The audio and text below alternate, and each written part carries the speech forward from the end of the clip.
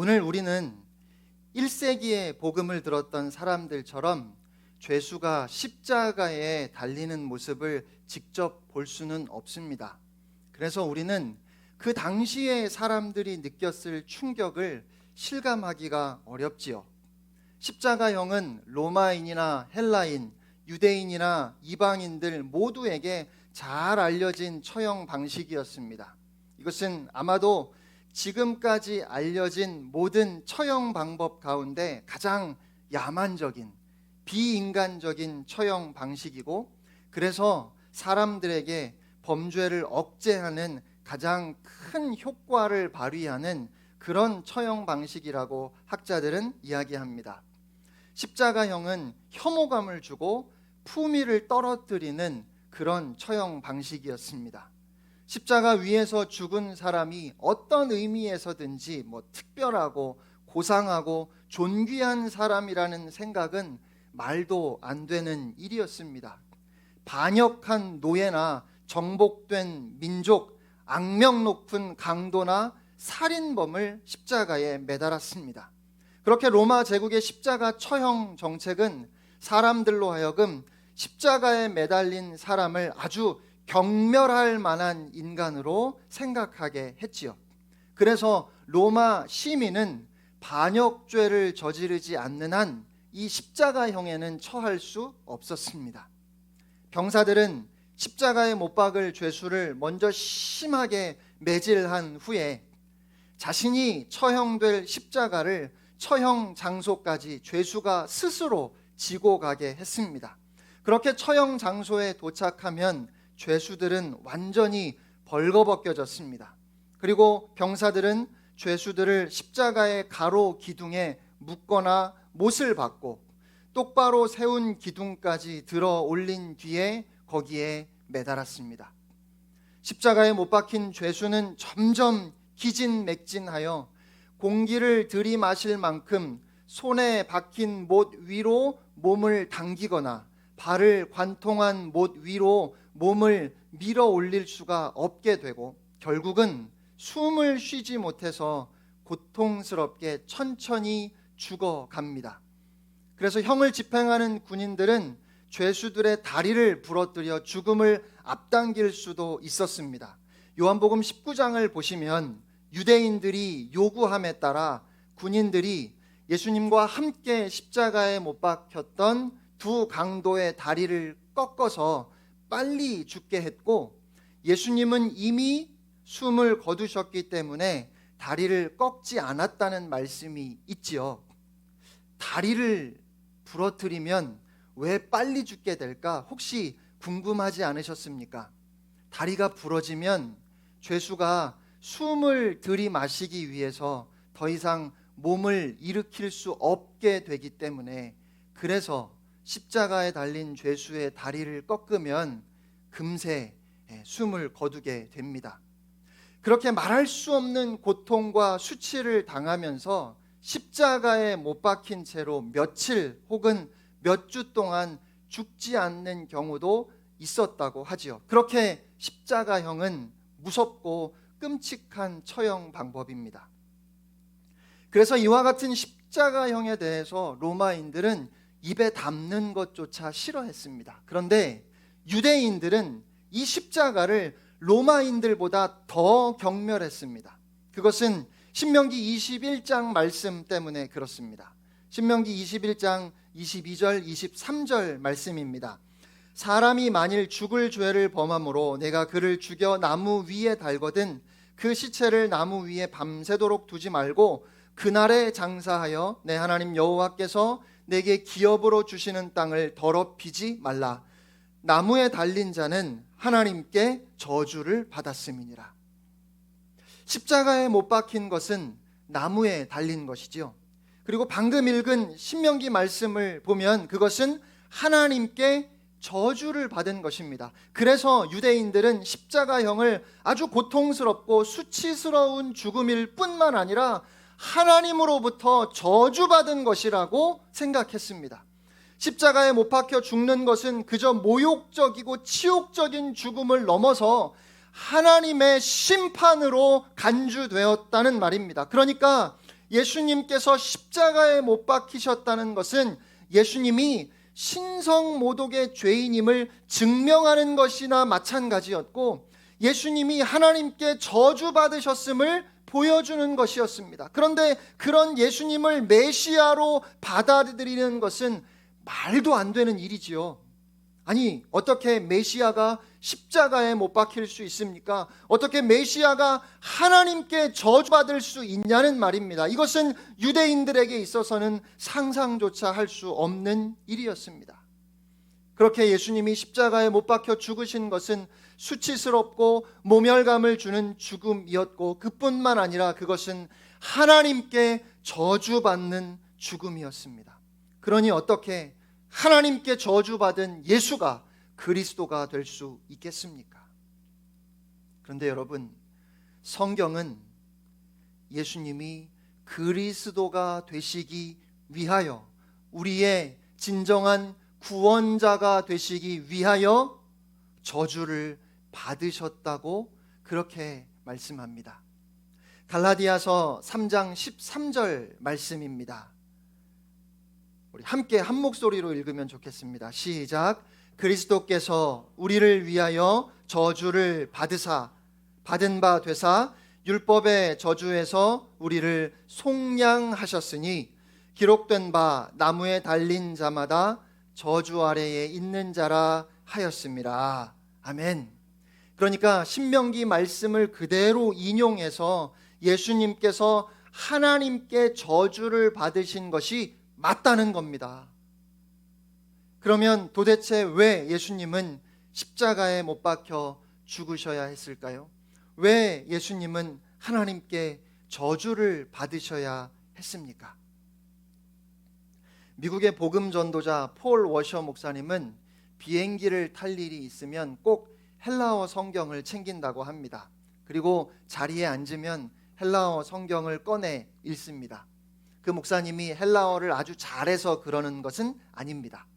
그렇게 헬라어 성경을 읽고 있으면 대체로 옆에 앉은 사람이 신기한 듯 관심을 보이고, 그래서 목사님에게 말을 걸어오는 경우가 많다고 합니다. 이런 대화가 오고 갑니다. 아니, 도대체 뭘 읽고 있는 겁니까? 네, 저는 성경을 읽고 있습니다. 아, 그러니까 당신은 종교를 믿는군요. 네, 저는 기독교인입니다. 저는 죽으면 천국에 간다고 믿습니다. 이렇게 얘기하고 목사님은 다시 그냥 무관심하게 헬라어 성경을 읽습니다. 그러면 옆 사람이 이렇게 묻습니다. 한 가지 질문이 있습니다. 천국에 가려면 내가 무엇을 해야 할까요?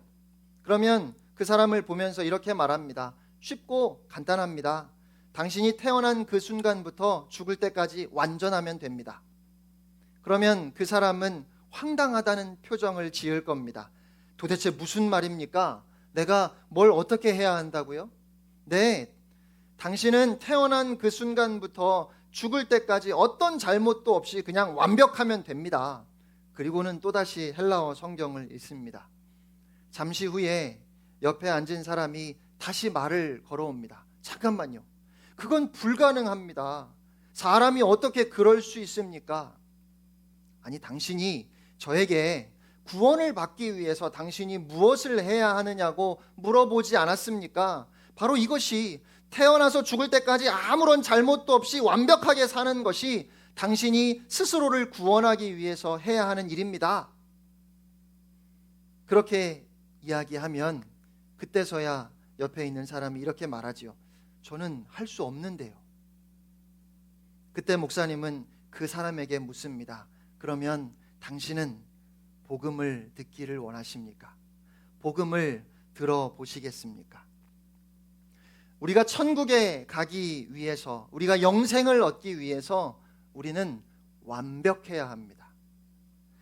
일평생 동안 매일 매순간 단 한 번의 실수나 잘못 없이 완전하게 살아야만 거룩하신 하나님 앞에서 의롭다 인정을 받을 수 있습니다. 그런데 문제는 우리가 일평생은 고사하고 단 한순간도 하나님 앞에서 완전할 수 없는 죄인들이라는 것입니다. 우리가 죄 중에 태어나서 죄를 지으며 살아가지요.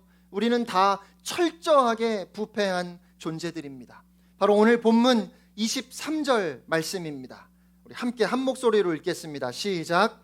모든 사람이 죄를 범하였음에 하나님의 영광에 이르지 못하더니. 아멘. 존 스토트 목사님은 이 말씀에서 하나님의 영광에 대해 이렇게 설명했습니다. 하나님의 영광은 달리 말하면 하나님의 완전하십니다. 여러분, 하나님은 완전하신 분입니다. 조금의 어두움도 용납될 수 없는 완전히 거룩하시고 의로우신 하나님 앞에 과연 어느 누가 설 수 있겠습니까? 누구도 하나님의 영광, 하나님의 완전하심에 이를 수 없습니다. 누구도 하나님의 마음에 들 수 없다는 것입니다. 우리의 힘으로 절대로 불가능합니다.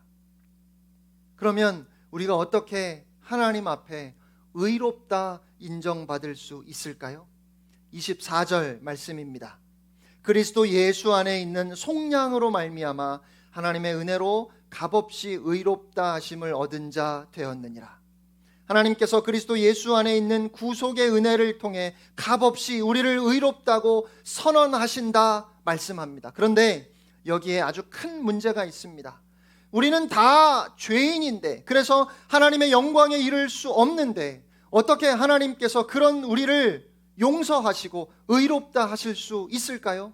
하나님이시니까, 무엇이든지 하실 수 있는 전능하신 하나님이시니까, 그리고 하나님은 사랑이시니까 그냥 용서하실 수 있을까요?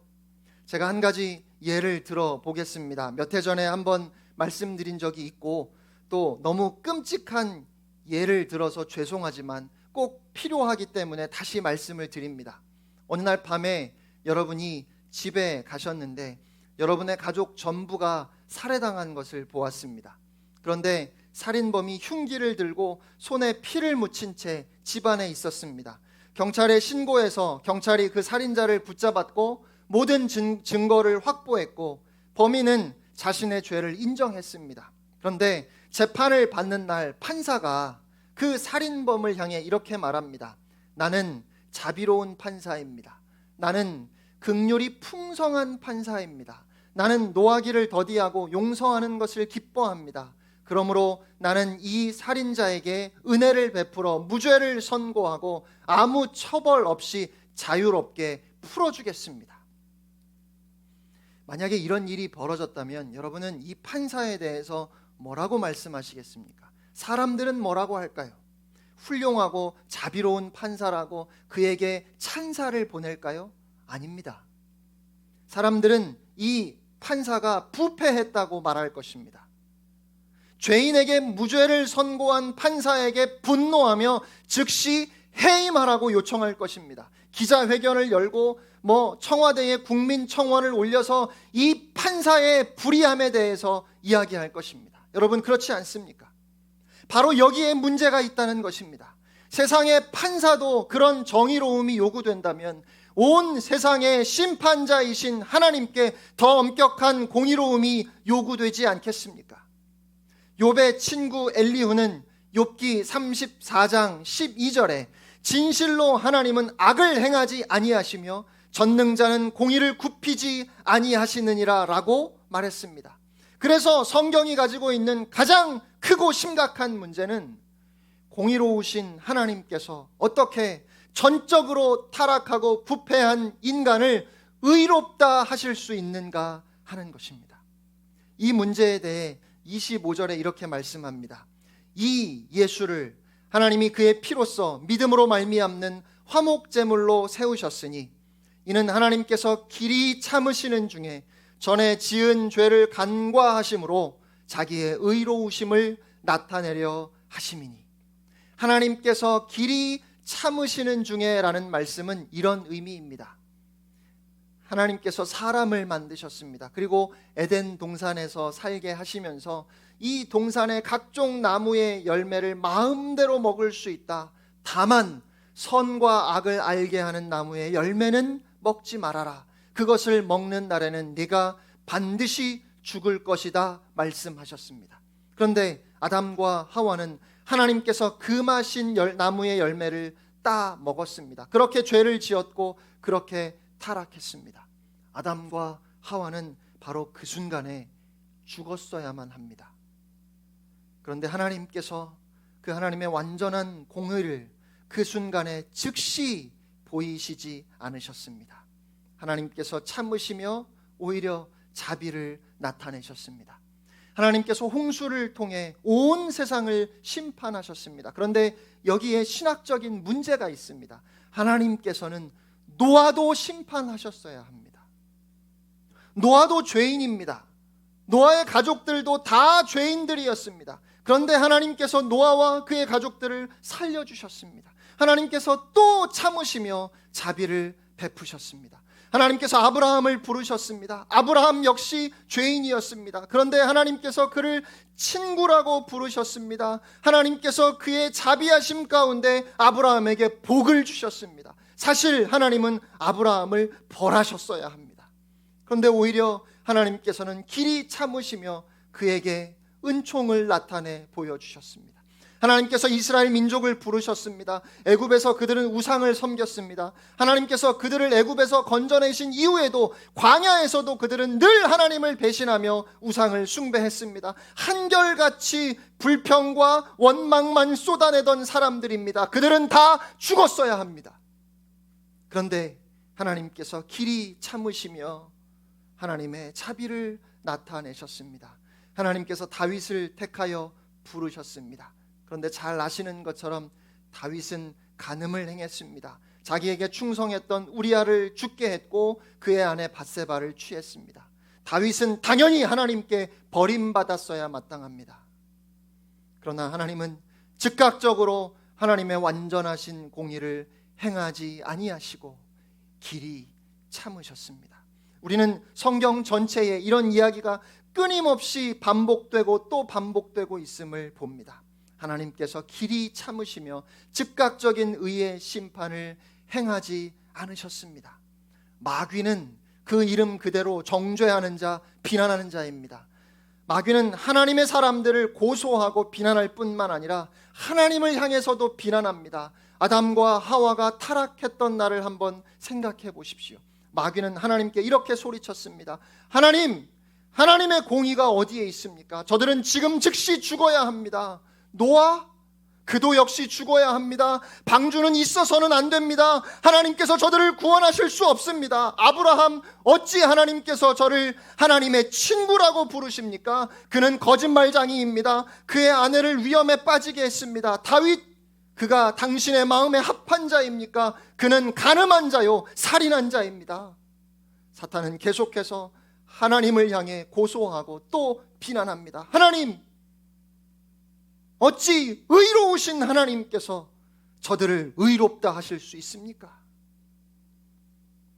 그런데 2000년 전에 하나님께서 드디어 말씀하셨습니다. 26절입니다. 곧 이때에 자기의 의로우심을 나타내사 자기도 의로우시며 또한 예수 믿는 자를 의롭다 하려 하심이라. 아멘. 하나님께서 말씀하십니다. 저 십자가를 보아라. 저 십자가를 보아라. 저기 나의 아들이 나의 공의 아래 죽어가고 있다. 그의 죽음은 내 백성의 모든 죄를 대신한 것이다. 구약시대에 나의 이름을 처음 불렀던 사람부터 세상의 끝날에 마지막으로 나의 이름을 부를 사람까지 그 모든 사람들을 위하여 나의 아들이 죽임을 당하였다. 하나님께서는 예수 그리스도를 공개적으로 처형하셨습니다. 인류 역사의 한복판 그 중심에서 모든 사람들이 그것을 보기를 원하셨습니다. 하나님께서 왜 그렇게 하셨을까요? 그것은 하나님의 의를 나타내시기 위함입니다. 그리고 그것은 또한 예수 믿는 사람들을 의롭다 인정하시기 위함이었습니다. 하나님은 공의로우신 분이시며 동시에 우리를 의롭다 하실 수 있는 분이십니다. 왜냐하면 예수님께서 우리 모두를 위하여 공의로우신 하나님의 저주를 받으셨기 때문입니다. 예수님이 우리를 대신해서 죽으셨기 때문입니다. 하나님께서 독생자 예수 그리스도를 화목 제물로 내어 주셨고 그 예수의 피를 믿을 때 우리는 값없이 은혜로 의롭다 하심을 받습니다. 여러분, 바로 이것이 십자가 복음입니다. 마태복음 27장 45절 46절 말씀입니다.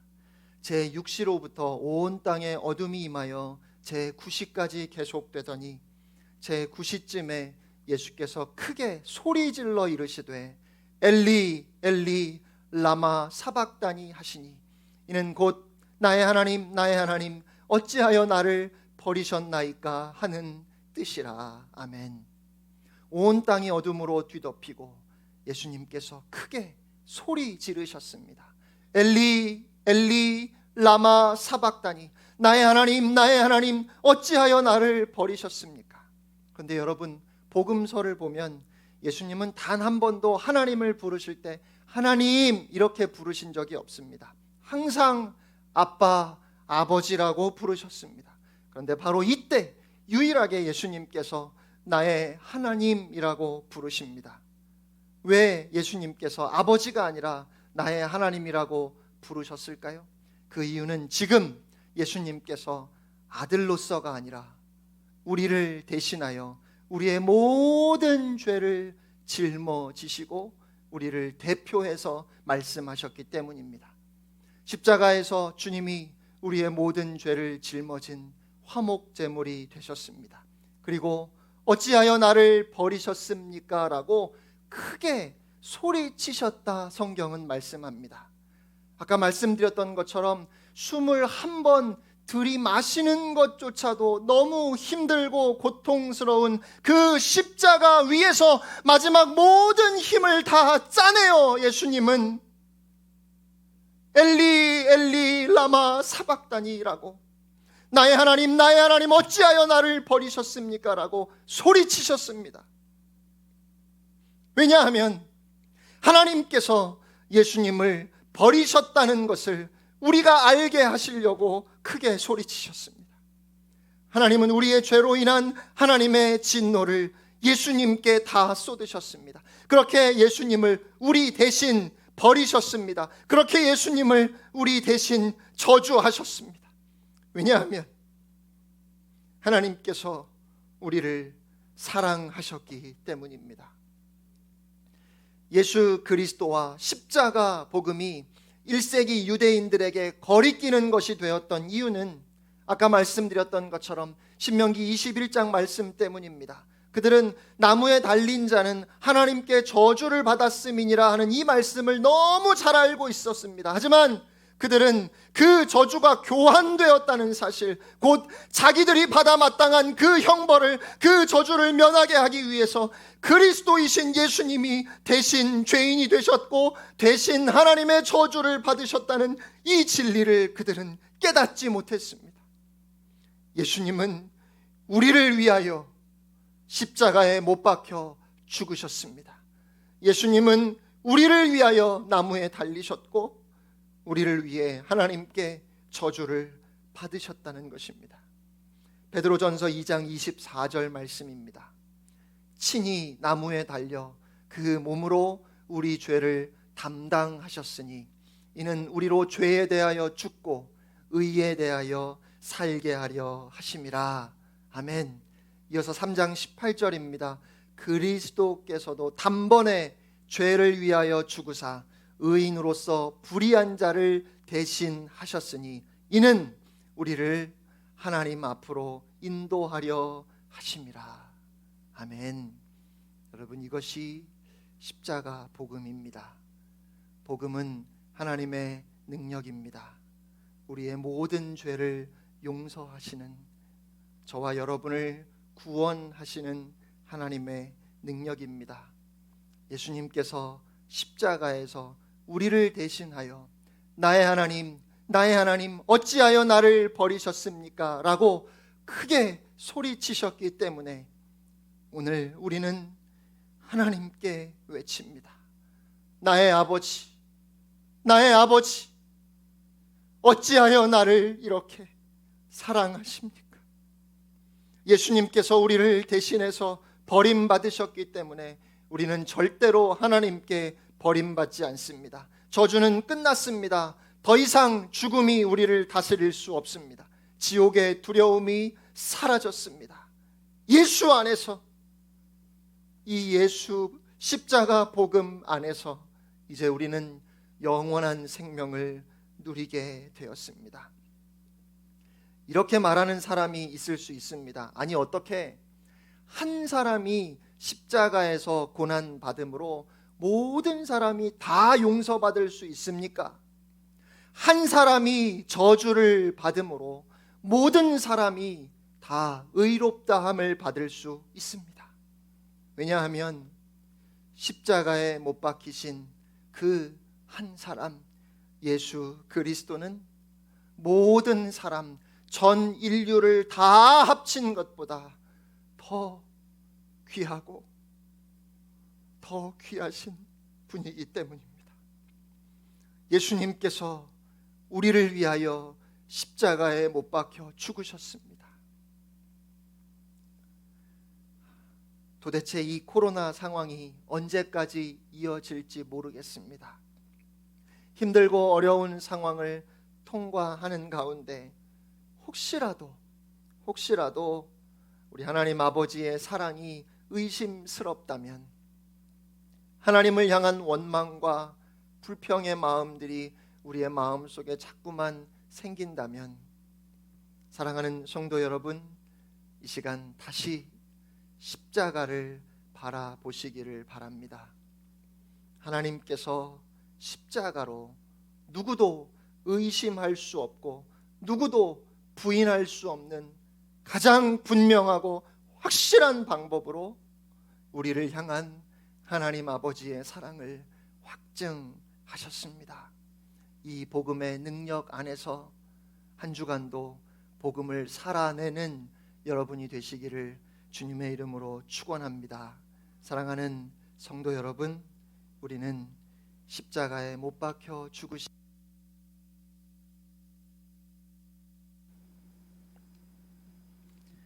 예수 그리스도를 믿습니다.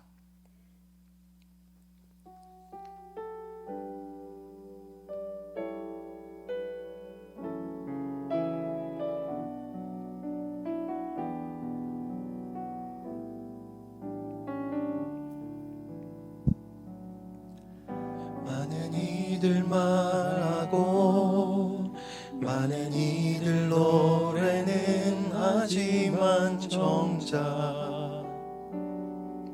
가진 않는 길, 두려운 생각보다 많이 힘들고 험한 길보단 그저 말로만 가려기에 점점 멀어져만 가네. 내게 생명 주었던 그 길 점점 이어나려 하네. 내게 사랑 주었던 그 길 다시 복음 앞에 내 영혼 손에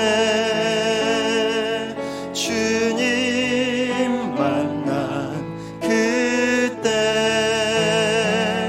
나다시 돌아가 주님께 예배 드리며 다시 십자가의 길 걸으리.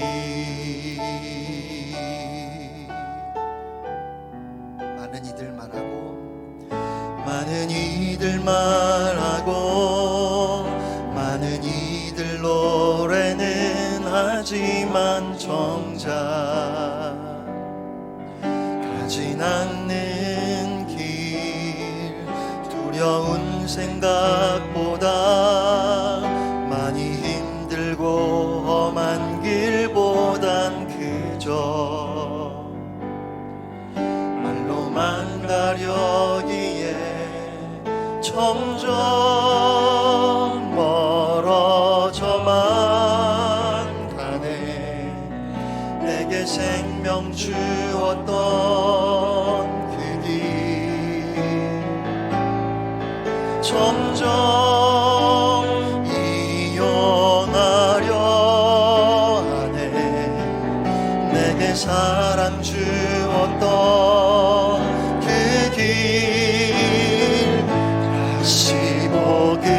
앞에 내 영혼 전해 주님 만나 그때 나 다시 돌아가 주님께 예배 드리며 다시 십자가의 길 다시 복음 앞에 다시 복음 앞에 내 영혼 전해 주님 만나 그때 나 다시 돌아가 주님께 예배 드리며 다시 십자가의 길 다시 복음 앞에 다시 복음 앞에 내 영혼 전해 주님 만난 그때 나 다시 돌아가 주님께 예배 드리며 다시 십자가의 길 걸으리. 우리 시간 다 같이 기도하기를 원합니다.